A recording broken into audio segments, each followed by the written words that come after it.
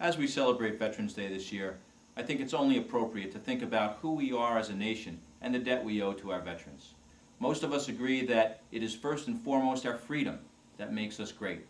That freedom is the direct result of the sacrifices and service of the men and women of our armed forces who risk their lives defending life, liberty, and the pursuit of happiness. It is these God-given, inalienable rights that form the foundation of America. It is these rights that our veterans and that those currently serving our country fight so bravely to protect. Sadly, our freedom is often taken for granted.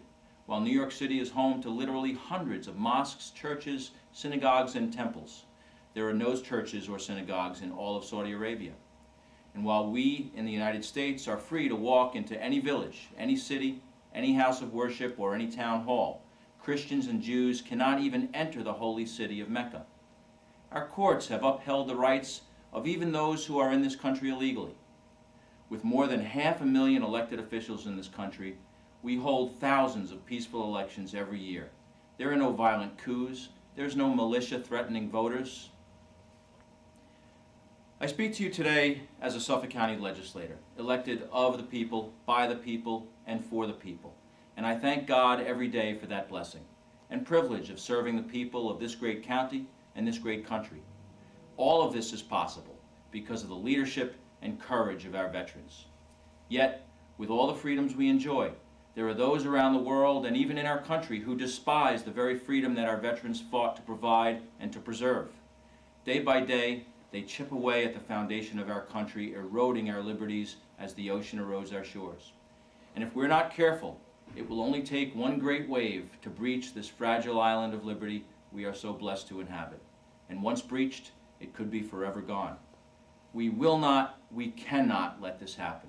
For 234 years ago, we were given a divine blessing by the signers of the Declaration of Independence. That blessing is one nation under God, indivisible. It was more than 100 years later that the Pledge of Allegiance was written, but our founding fathers knew it even then. It was in their hearts, and it's in our hearts. So whether you're currently serving in the military or whether, like me, you're an elected official representing your community, debating and voting and fighting to keep this the freest, greatest country in the world, we must be ever vigilant. For if we're not, the sacrifices the men and women of our military have made, the risks they've taken, the wounds, be they physical or emotional, they've endured, will be for naught. The blood that's been shed in the name of freedom and peace must not have been shed in vain. This continues to be our work as Americans, and this is my pledge.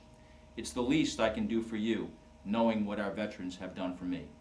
Today, on this 92nd anniversary of the signing of the armistice that ended World War I proudly and humbly thank our veterans.